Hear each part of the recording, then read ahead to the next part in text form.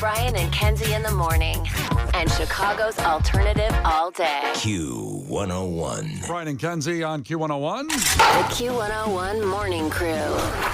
Sports. Well, look, earlier in the show, I already let out pretty much all the emotions of not knowing where we go from here. You could stand up and yell and say, fire everybody, and let's get a new coach and new quarterbacks. And this sounds familiar, doesn't it, Chicago?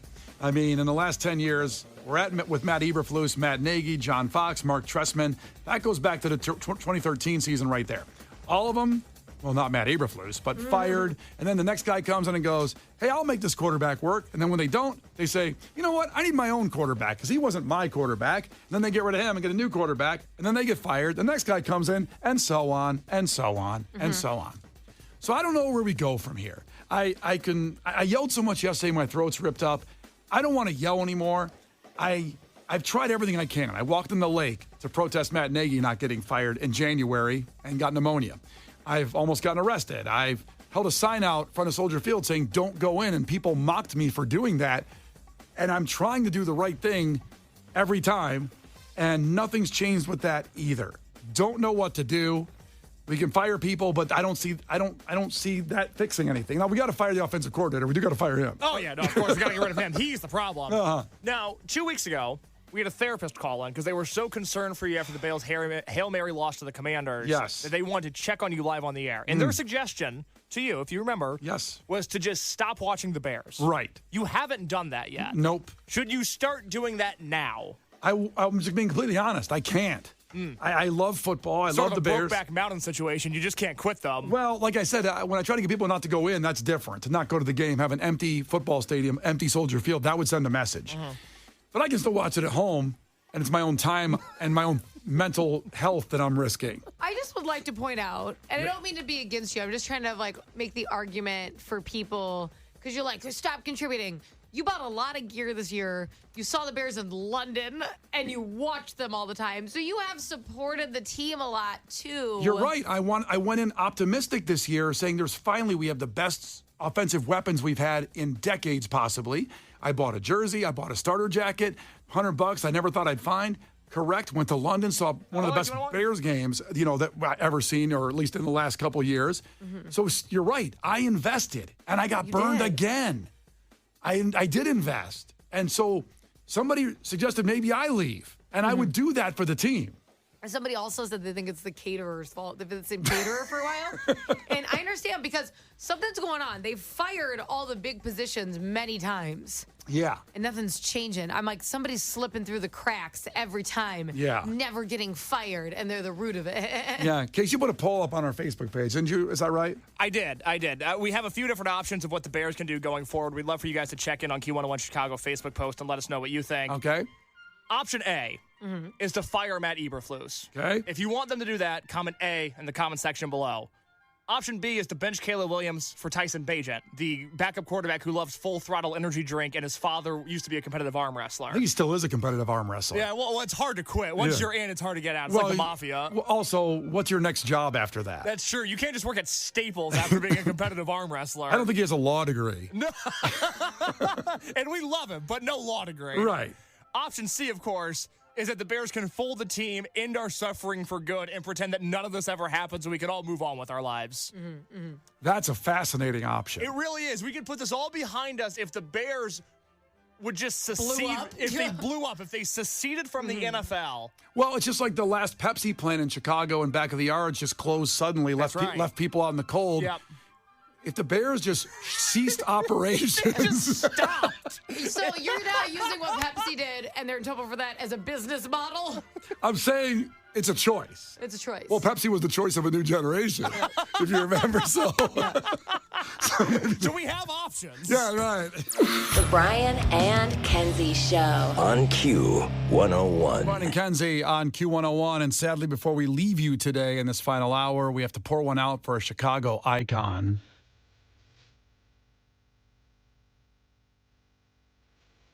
This one hurts.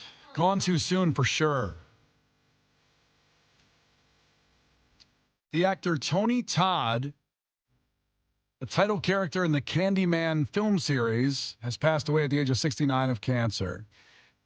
Now, he did a lot in his career. Like he was in Platoon. That was one of his first acting roles where he was in the movie Platoon as one of the soldiers. He was in Colors, a great movie with Sean Penn early on about gang wars in L.A.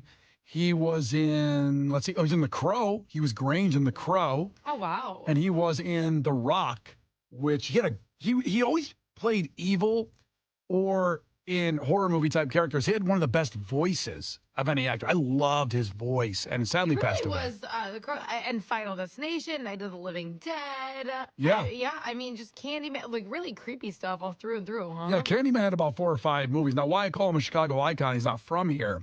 But the Candyman series, if you've seen it, the first movie was filmed here in Chicago in Cabrini Green, and just a wild movie plot. Case, I know you're probably going to say, like, well, what's the movie about?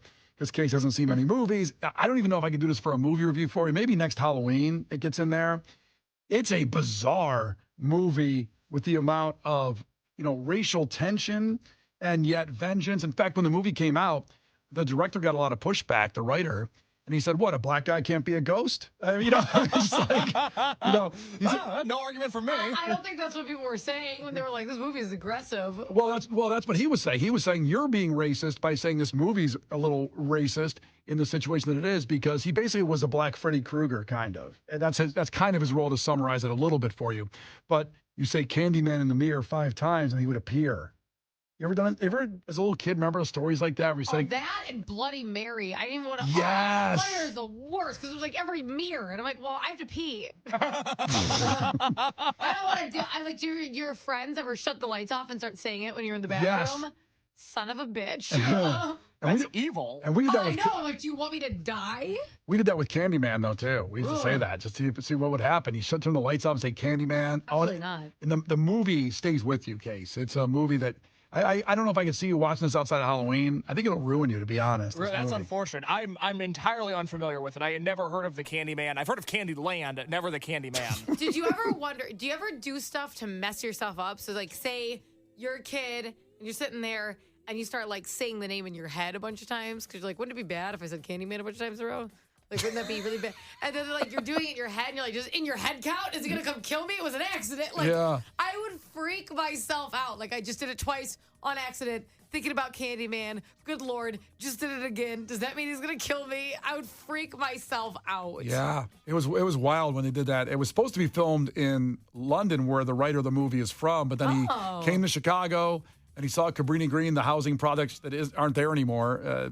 Remember, when you went that way down North Avenue toward the highway, it was a massive complex of buildings that eventually were taken down, and right in that area. So we filmed in that scene. It was just really Chicago, just really, really horrifying, that movie. And it stayed with me. So Tony Todd. Maybe we should make his wife. This week? We should. In honor of Tony Todd. I know he thought he just got out of horror. He's like, you gotta be kidding me. Yeah. Well, all of these movies, I'm looking at his IMDb right now, and it's like Platoon sounds scary, The Crow sounds scary, Candyman sounds terrifying.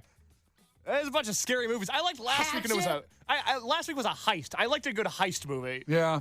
Well, you may have to watch Planet of the Apes, because we talked about the monkeys being released in South Carolina by accident. Someone left the door open. But this guy, I kind of feel bad for him looking at his movie list now. He was in also, like, less popular, Devil Row, Vanished, West of Hell, Zombies. Why do you feel bad for him? Corn. I mean, don't you think he was just like, man, I'd love to smile once? I think no, because he had that. When you find what you have, his voice, and also his well, you said smile, his kind of jaw structure. His stature is just massive. He was prolific. He did like 7 or 8 movies a year for his whole life. Man. And the last thing he had was a Final Destination movie, Final Destination Bloodlines, which is going to come out next year with him, and that's his last movie. It hasn't been out yet with him in it? Yep, Final Destination Bloodlines. R.I.P., man. So definitely make sure that's the last thing, or put it on your calendar to watch it in 2025. The release date, no release date yet as I look at it there. But Tony Todd, pouring one out for you this morning here with Brian and Kenzie on Q101. Certainly meant a lot to me. And just go to YouTube, listen to his voice a little bit today. It's just incredible. Brian and Kenzie on Q101. The Brian and Kenzie Show. Q101. The Brian and Kenzie Show. Q101. Brian and Kenzie on Q101. And before we get to your takeaways, just to honor Veterans Day today. And as we talked about earlier when we opened the show, I just feel like in my family, it's all the people before me. Me and my brothers are just a bunch of guys, just a bunch of dudes. It's not your day. No, but all the people before me in my family, everybody served, and including my 100-year-old Uncle Louis, who was a radio operator in India during World War II and saved many, many lives. And Kenzie pointed out, not like Robin Williams in Good Morning Vietnam. Well, when you said radio, I thought that was like his biopic or something. Was not playing Louis Armstrong. I can see the green trees. That song, you know that song? Oh, I see what you're trying to do. Sorry. I think I messed up. I think the lyrics are wrong. I think I messed them up. I think it's like skies blue, blue, trees are green. trees. I don't know. Yeah. That sounds like a kindergarten song when you say it that way. That was not my uncle. He actually did some real stuff, and guys that were just wild to think about that. The people that were in my family before that served, so I'm sure you have the same feelings yourself. And if you served, or your son served, or daughter served, enjoy Veterans Day today in some way, shape, or form. Mm-hmm. Now, takeaways. Case, what do you got? Derek and Woodridge checked in. Takeaway, real wealth comes from how many Christmas trees you have. Santa used to be a tree salesman. Then he went and got himself a corporate sponsor. He's in it for the money, not the smiles. Oh, okay. That's not fair. Jonas, son of a bitch. Who is that, honey? Jonas Miller, he's a night crawler. We all started out in the same lab, but Jonas went out and got himself some corporate sponsors. He's in it for the money, not the science. We also learned out that was a monkey lab. That's right. It could be applied to Jonas, Santa, or the people behind the monkey lab in South Carolina. All right, Kenzie, what do you got? Takeaway? Takeaways from Jason. He goes, my takeaway is I tore down my Bears poster and I'm done being a Bears fan. And just from a grown man, that's so funny. Well, also the visual of that hits. A guy walking into his house after the game, another room where the Bears poster is, and grabbing it at the top and ripping it off the wall. Ripping it down. There's nothing more volatile than that. And also, it says a lot, my man. I like it. Finally, Megan, takeaway. Baby Marino is going to be on Kenzie Crimes next week.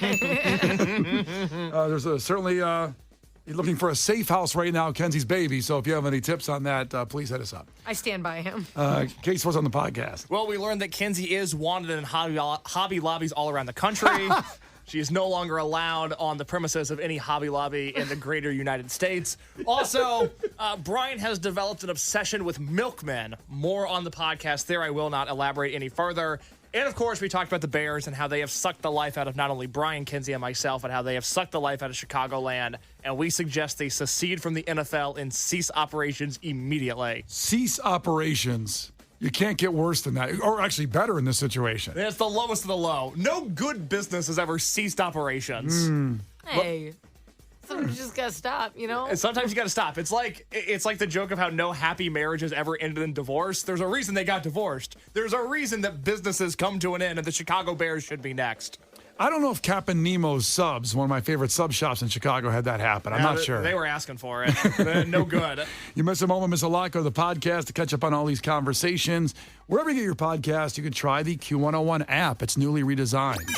Brian and Kenzie in the morning, and Chicago's alternative all day. Q101.